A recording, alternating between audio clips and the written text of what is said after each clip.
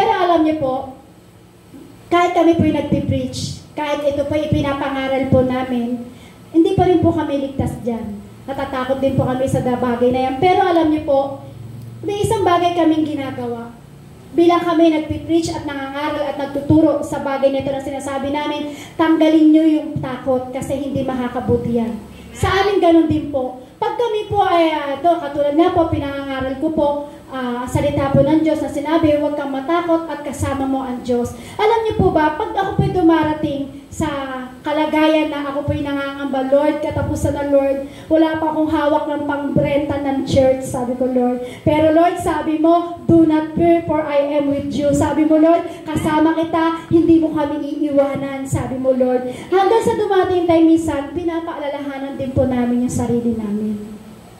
Pinapaalalahanan din po namin yung aming sarili at sinasabi namin na yung takot ay hindi makakabuti sa amin.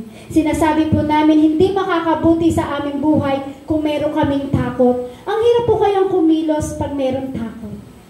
Yung punong-puno ka ng takot, ang hirap kumilos. Kaya kapatid, kung meron mang bagay na dumarating at dumadaan sa buhay mo ng takot, dapat ang gawin mo pa lang dyan, palalahanan mo na yung sarili mo. Dapat papala mo, ang takot ay hindi makakabuti sa akin. Lord, yung pangako mo, Lord, sabi mo, do not fear, for I am with you. Sabi mo, Lord, huwag kaming matakot, sasamahan mo kami, huwag kaming matakot dahil kasama ka namin. Kaya yung mga bagay na pag minsan dumarating na itong katapusan, yan, bumubulong na ako sa aking isip, Lord, alam mo na, Lord, bayaran na ng church. Lord, wala pa akong hawak na pangrenta ng church. Lord, dahil pangako mo, Lord, kasama kita, huwag akong matakot. Amen. Alam niyo po, pag ganun po yung ginagawa ko, gulat po ako kinabukasan. Meron na pong pambayad. Bakit? Sabi ng Lord, ang pangako niya, huwag kang matakot pagkat kasama mo ako. Kaya kung darating ang katapusan, huwag kang matatakot. Kasama mo ang Diyos, kapatid.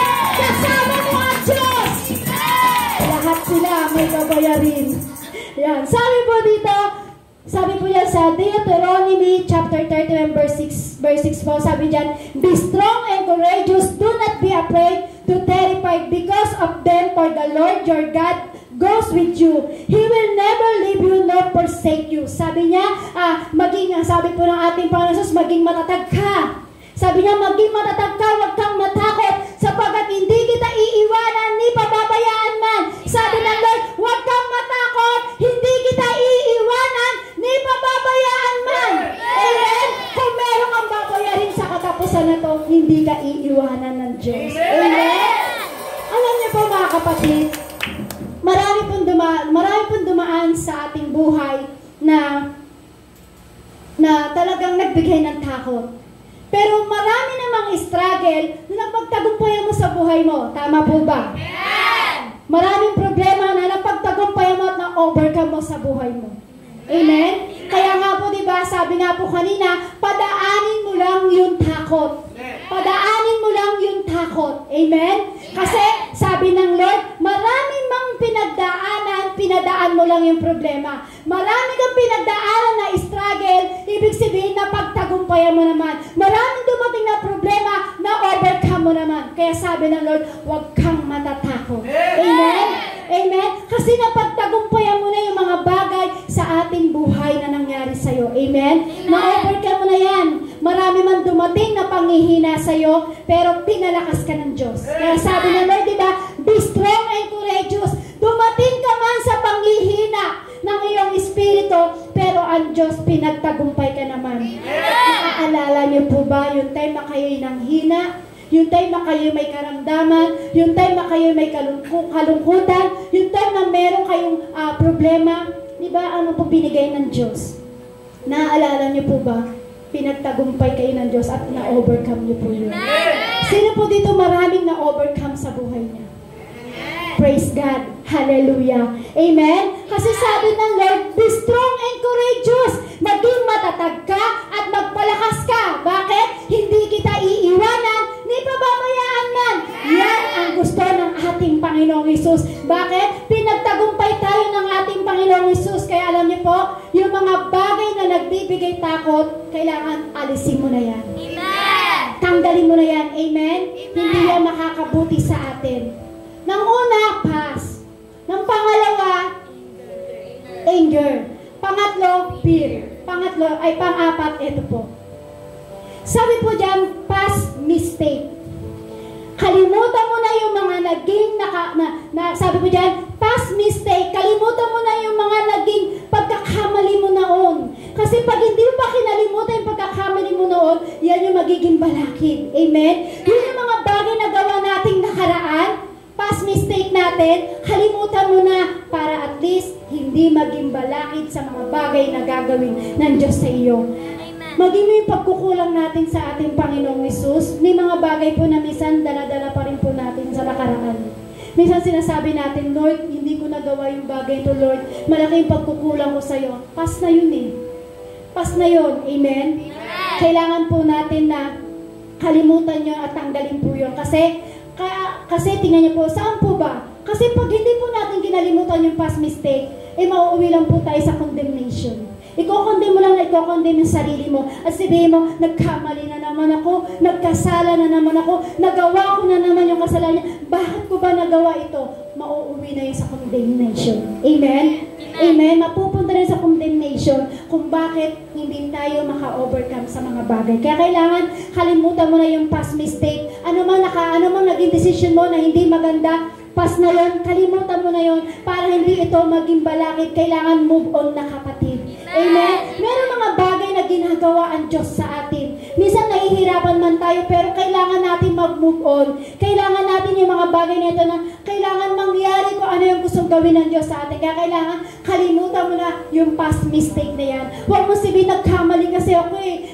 May kasalanan kasi ako nagawa. May kasalanan akong hindi nagawa sa kalugod-lugod sa Panginoon. Kalimutan mo na. Sabi ng Lord, magpakatatag ka. Hindi kita iiwan, ni pababayaan man. Amen? Sabi ng Lord, magpalakas ka. Kasi kalimutan mo na at tanggalin mo na yung past mistake.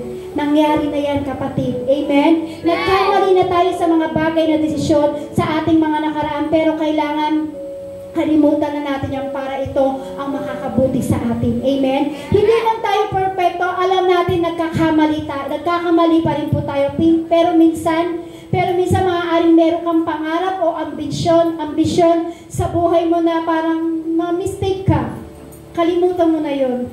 Siguro merong gustong gawin na bagong goal ang gagawin ang Diyos sa buhay mo. Amen? Kasi sabi nga po dyan, failure is not opposite of success, it is part of success. Yung mga failure po natin, yun yung mga bagay na kamalian nating desisyon.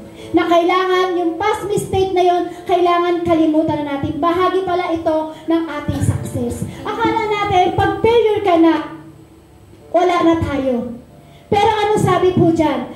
Failure is not the opposite of success. It is part of success. Yung mga failure pala natin, yung mga bagay na kamalian natin desisyon, bahagi pala ito ng ating success sa ating buhay. Amen?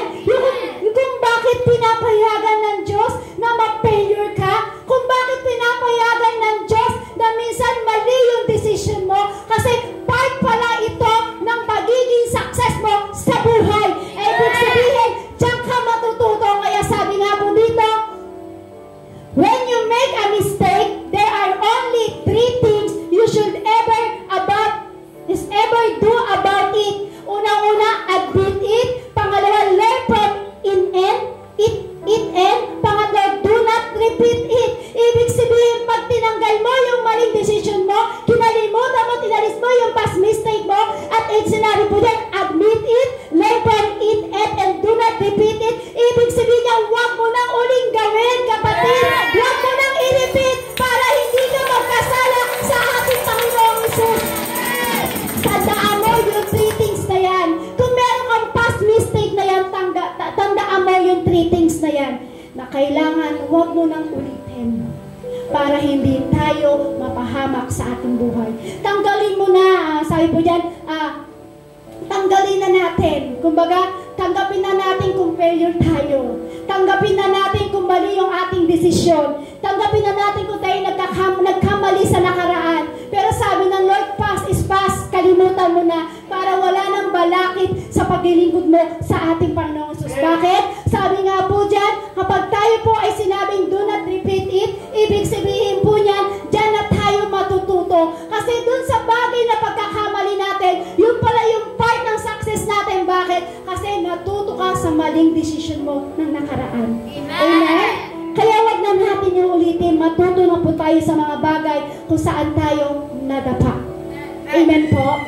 Alam niyo po, kung meron man tayong pinakamalaking maling desisyon sa buhay, akala kasi ng tao, pag sila ay na-failure, mali yung desisyon nila at nadapa sila, akala nila, eto na yung pinakamalaking pagkakamali nila desisyon. Hindi po. Hindi po. Kasi alam niyo po, ang pinakamalaking maling desisyon sa ating buhay, ito po yun. The biggest failure in life is not failing in something you do, but the biggest failure in life is losing your trust in God. Yan daw po ang pinakamalaking maling desisyon sa ating buhay kapag ang ating pagtitiwala sa Diyos ay naglulus. Yan daw po yung pinakamali sa ating buhay. Hindi yung, alam niyo po, hindi naman po yung pinakamalaking mali sa ating buhay, yung matalo ka eh. Hindi po yun. Yan daw po ang pinakamalaking talo po natin. Pag tayo ay nawala yung pagtitiwala natin sa ating Panginoong Hesus. Amen? Kaya sabihin mo sa iyong katabi, huwag mawawala ang tiwala mo sa Panginoon. Huwag mawawala ang tiwala mo sa Panginoon. Kasi yung mga excess baggage na sa ating daladala, sa ating puso, yun po yung mga nagpapabigat sa atin. Amen? Kaya sabi ng Lord, trust me. Trust God. Magtiwala ka lang sa akin. Yun yung pinakamalaking maling desisyon natin pag nawala ang pinakamalaking pagtitiwala natin sa Panginoon. Hirap po kaya kapag may mga bagay-bagay tayo nadala sa ating buhay. Tama po. Yun siyang nagpapahirap. Yun siyang nagpapabigat sa iyo sa takbuhin mo pagdating sa harapan ng Diyos. Now, ano po ba ang gusto ko pong ipakita po dito sa inyo? Yung mga bagay-bagay po na dala natin, gawin po natin itong literal. Bibilisan ko na lang po, pero gusto ko po ito na makita nyo kasi kung sasabihin ko lang po, hindi nyo siya parang mararamdaman na ano ba yung bagay na to. Bibilisan ko na lang po kasi yung oras po natin, pero gusto ko po siya na makita nyo yung bagay na yung marami tayong dala-dala sa ating buhay, ito po pala yung nakakapagpabigat sa atin. Gagawin po natin itong literal yan. Hihiramin ko po muna si Brother Sebastian po. Yan. Halimbawa po, ito po si Brother Sebastian. Nandito po siya sa harapan. Yan. Bibilisan ko na lang po at makipag-cooperate po tayo. Kasi kung hindi ko po ito papakita, hindi niyo po mararanasan at hindi niyo mararamdaman at hindi niyo makikita sa sarili niyo na ito pala ako sa harapan ng Diyos. Yan. Halimbawa po, di ba? Ito po si Brother Sebastian. Halimbawa, ibigay niyo yung mga bag niyo sa kanya. Sige, ibigay niyo. Yan. Ang daming mga problema na yan. Sige, ibigay niyo pa. Yung hanggang sa mahirapan si Brother Sebastian. Kaya pa? Hindi pa. Upuan, bigay niyo.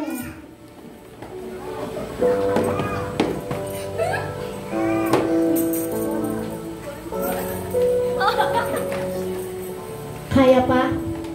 Hindi na.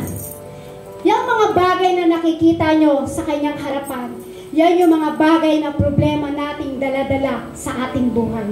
Problema ba yan sa pera? Problema ba yan sa emotional? Problema ba yan sa family? Problema ba yan sa love life? O problema ba yan sa attitude?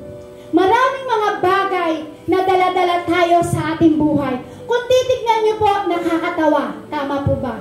Kasi nakikita niyo po yung itsura niya, ang dami niyang dala-dala at ang dami-dami niyang bit-biting na nahihirapan na siya. Amen? Amen. Yan yung mga bagay na dala-dala natin sa ating buhay. Sige, pwede ka na makaupo, brother. Yan, papaliwanag ko po sa inyo.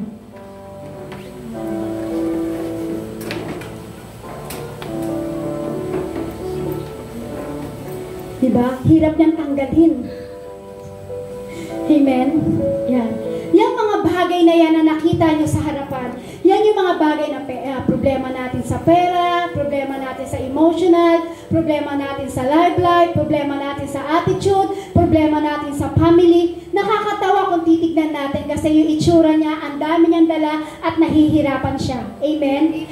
Minsan kasama pa dyan maging problema mo sa kapitbahay dahil yung pusa nila laging kinakain yung ulam niya. Pinoproblema mo pa rin. Minsan pinoproblema mo pa rin maging yung yung maingay na aso ng kapitbahay mo. Pinoproblema rin. Ang dami nating dala-dala na problema sa ating buhay. Amen? Amen po? Nakakatawang tignan. Amen? Kasi ang daming dala. Nakita niyo po kanina mga pinakita natin, ang dami nilang baggage. Amen po? Pero tignan niyo po, nakakatawa man po sa itsura. Dahil sa literal na tinitignan po natin yung mga bagay na dala-dala na yun. Pero tignan niyo po, ito po yung dala-dala natin sa pang-araw-araw. Sa pang-araw-araw, ito po yung mga problema na dala natin. Ang dami. Na-imagine niyo po, ang dami niyang dala. Pag tayo po ay maraming dala-dala sa ating buhay, yan po yung pang-araw-araw na dala natin sa ating buhay.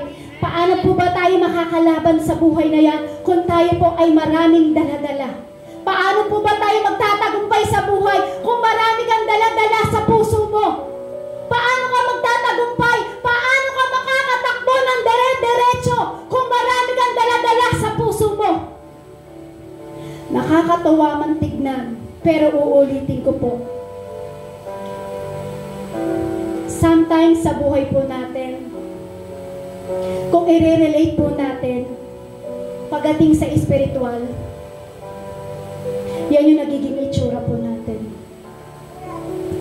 Pagdating sa spiritual, yan ang nagiging itsura natin. Marami tayong dala-dala kung bakit hindi tayo makatakbo sa harapan ng ating Panginoong Hesus. Kaya sabi nga, tanggalin mo at kalimutan mo yung excess baggage na yan. Kasi pag marami kang dala-dala sa pamumuhay mo, pang-araw-araw na marami kang dala, iba't ibang problema, yan ang nagiging kalagayan ng espiritu mo sa harapan ng Diyos. Kaya sabi, kalimutan mo, tanggalin mo, alisin mo lahat ng excess baggage na yan. Sabi ng Lord, kasama mo ako. I will never leave you nor forsake you. Hindi kita iiwan ni pababayaan man. Amen? Amen? Yan po yung pangako ng ating Panginoong Hesus. Kaya sabi nga po, trust in the Lord with all your heart and learn not on your own understanding. In all your ways acknowledge Him and He will make your path straight. Sabi po dyan, pagkatiwalaan po natin ang Diyos. Mga kapatid, yung bagay na nagpapabigat sa iyo sa nakaraan o yung mga galit na nagbibigay ng bigat sa iyo, yung mga kinikimkim mo na galit, nasasaktan ka, yung sobrang galit na dala-dala mo sa puso mo, bakit hindi mo ibigay yung takot na yan, yung problema na yan, yung fear na yan, yung past na yan, yung past mistake na yan, bakit hindi mo ibigay sa kamay ng Diyos? Amen? Amen. Yung mga bagay na pagkakamali po natin sa nakaraan, ibigay po natin sa Diyos. Sabi po ng Lord, give it to the hands of God. Pag binigay mo sa Diyos, pag binigay mo sa kamay ng Diyos, yung mga bagay na dala-dala mo sa buhay, ibinigay mo sa kamay ng Diyos. Yung mga bagay na yan, hindi na yan ang magpapabigat sa iyo. Hindi na yan ang magbibigay ng galit sa iyo. Bakit? Sabi niya, ibigay mo sa akin, anak. Susolusyonan natin yan. Amen? Kaya sabi ng Lord, ibigay mo sa aking mga kamay yan. Kasi nahihirapan ka ni. Amen? Nahihirapan ka na kung bakit hindi ka nakakapaglingkod sa Lord. Nahihirapan ka na sa buhay mo. Ang dami mong dala-dala kung bakit, sabi ng Lord, ibigay mo sa aking mga kamay. Mahihirapan kang tumakbo sa harapan ng Panginoong Hesus. Kung yung mabibigat na problema mo ay hindi mo kayang ibigay sa Lord, hindi ka talaga makakatakbo sa harapan ng Diyos. Yung bagong gagawin ng Diyos sa iyo, hindi magagawa ng Diyos yung kasi bakit? Ayaw mong ibigay sa Kanya. Yung mga past mistake, yung mga maling desisyon natin, yung fear, yung anger, yung past. Sabi ng Lord, ibigay mo sa akin yan, pagtatagumpayin kita. Pag ibinigay mo sa kamay ng Diyos, pagtatagumpayin kita. Sabi ng Lord, give it to the hands of God. Ibigay mo sa akin, anak, sa kamay ko ang lahat ng dala-dala mo. Ano mang galit, ano mang sama ng loob, ano mang problema, pagtatagumpayin kita pag ibinigay mo sa akin yan. Pag binigay mo sa Lord, yung espiritu natin malayang makatatakbo sa harapan ng ating Panginoong Hesus. Tayo po'y tumayo at tayo po'y manalangin sa ating Panginoong Hesus. Kausapin mo ang Diyos. Kung meron ka mang bigat sa puso mo,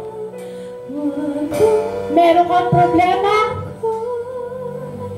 meron bang problema na hindi nasusolusyonan sa buhay mo, bakit di mo ibigay sa kamay ng Diyos? Sabi ng Lord, I will never leave you nor forsake you. Hindi kita iiwan, hindi kita pababayaan. Sabi ng Diyos, do not fear. Huwag kang matakot, kasama mo ako. Huwag kang mangamba, kapatid. Huwag kang mabalisa. Huwag kang natatakot o malulungkot. Kasama mo yung Diyos. Hindi ka nag-iisa, kapatid. May kasama ka. Siya'y karamay mo sa tuwing na. Kausapin mo ang Diyos sa hapon na ito. Kung meron kang galit sa puso, kung meron mabigat sa puso mo, kausapin mo ang ating Panginoong Hesus. Pangako niya, hindi ka niya iiwanan, hindi pababayaan lang. Karamay mo, siya'y laging tapat sa buhay mo. Sa oras na ito, pakinggan po natin yung tinig ng Diyos. Kung meron kang mga galit sa nakaraan mo at hindi mo makalimutan at dala-dala mo pa rin ito, sino po gusto ang makalaya? Kung gusto niyo po makalaya sa mga bagay na problema, bigat, takot, galit, na ibinigay sa atin ng demonyo, maaari po ba kayong lumapit sa harapan para at least tayo po ay palayain ng tunay ng ating Panginoong Hesus? Sino mang merong galit sa puso, malaya kang pumunta sa harapan at palalayain ka ng ating Panginoong Hesus. Sino mang may dinadalang bigat sa kanyang puso, malaya kang lumapit sa harapan para patuloy kang pagalingin ng ating Panginoong Hesus. Sa buhay po natin, marami po tayong bigat na dinadala na kailangan natin ng tulong ng Diyos. Kasi kung ikaw lang yung kapatid, hindi mo magagawa yung bagay na bigyan ng kapayapaan ng puso mo. Pero kung ibibigay mo yan sa kamay ng Diyos, sabi ng Diyos, pagtatagumpayin kita, anak. Kaya sa hapon na ito, kung gusto mong makalaya sa gawa ng kaaway, sa gawa ng demonyo na nagbibigay ng bigat sa buhay mo, nagbibigay ng galit sa puso mo, maaari kang pumunta sa harapan para idulog sa ating Panginoong Hesus anumang bagay na gusto mo tanggalin sa iyo ng ating Panginoong Hesus. Hallelujah! Jesus, di ka pababayaan. We worship you, Lord God. Jesus, di ka. Alam namin, Lord, marami kaming bagay na pinagdaanan na nasaktan ang aming puso, na ito ay dala-dala pa namin hanggang ngayon. Sa oras na ito, Lord, hangad namin ang tunay na kalayaan at tagumpay na ibibigay mo sa amin. Gusto namin alisin yung bagay na ito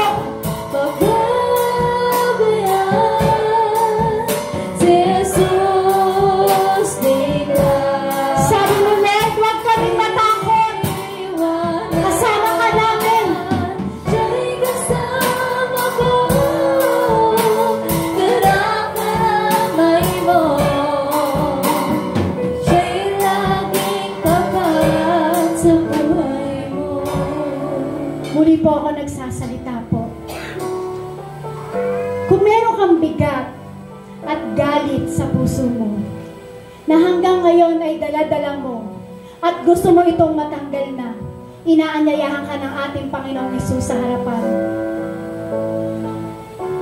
Kung meron kang galit, may sama ng loob, merong hindi na bagay na nararamdaman sa puso, na nagbibigay bigat sa buhay mo, na nagbibigay kahirapan sa pamumuhay mo, kung bakit hindi ka makatakbo sa harapan ng ating Panginoong Hesus. Yang takot na yan, yung anger na yan, yung past mistake na yan, kung nararanasan mo yan, ipapanalangin ka namin sa harapan kung gusto mong makalaya sa gawa ng kaaway. Kasi kailangan natin tanggalin kung ano man yung bagay na nakakapagpabigat sa atin. Muli po tayong inaanyayahan ng ating Panginoong Hesus.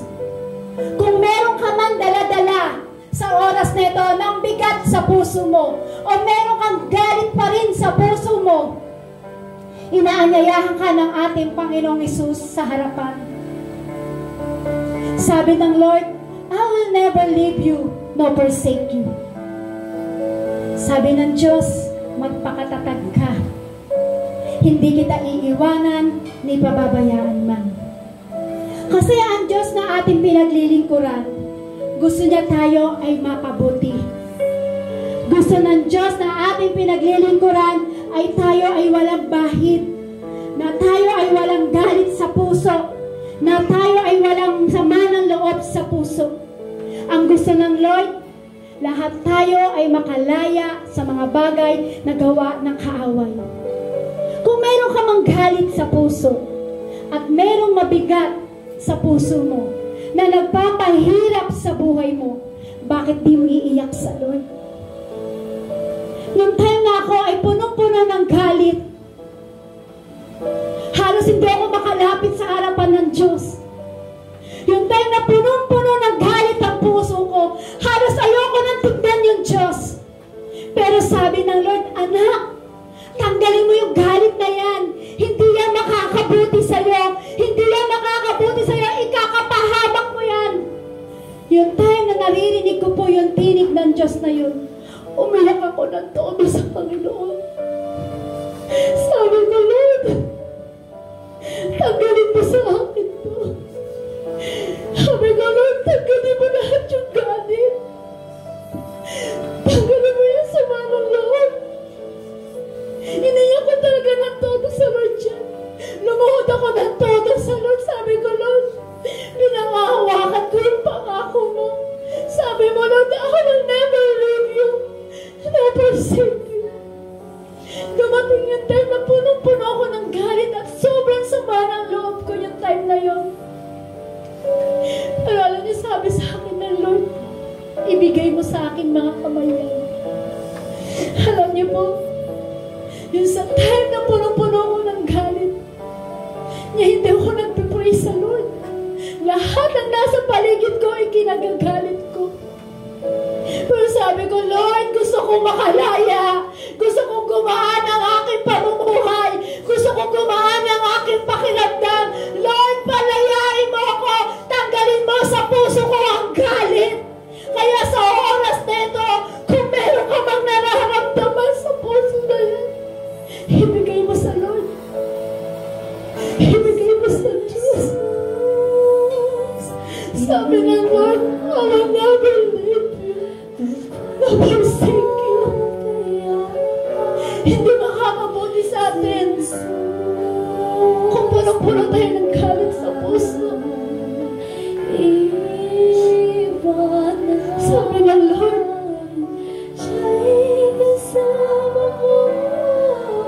kung sinasabi natin sa Kanya ang lahat, ang dala-dala natin sa puso, hindi tayo iiwan ni pababayaan ng Diyos. Bakit hindi mo iiyak sa Diyos sa oras na ito? Malaya kang kausapin ng Diyos.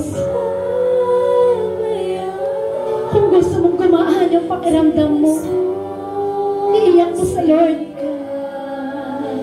Pangako ng Diyos, di ka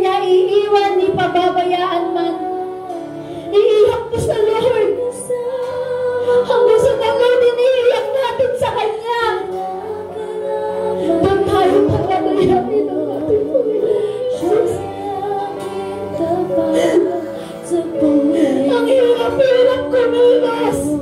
Ang hirap-hirap magpuri sa lahat ng sinupuri tayo ng galit. Lord, yung mga anak mo na lumapit sa iyong harapan, Lord, sa oras na ito, Panginoon, hindi ko man po alam, Lord, kung kanilang kinalalagyan sa buhay. Hindi ko man po alam, Lord, kung ano yung nararanasan nila sa buhay. Sa oras na ito, Panginoong Isus, hinihingi ko po, Lord, yung malabay mong takpak. Hinihingi ko po, Lord, yung mahaba mong kamay. Lord, ikaw ang hihipo sa kanila. Palalayain mo sila, Lord. Ano bang meron na galing sa kanilang puso? Sa pangalan mo, Lord, pinapalayas namin yan. In the name of Jesus! In the name of Jesus! Ano bang meron kabigatan sa aming puso? Pinapalayas ka namin sa pangalan ni Jesus.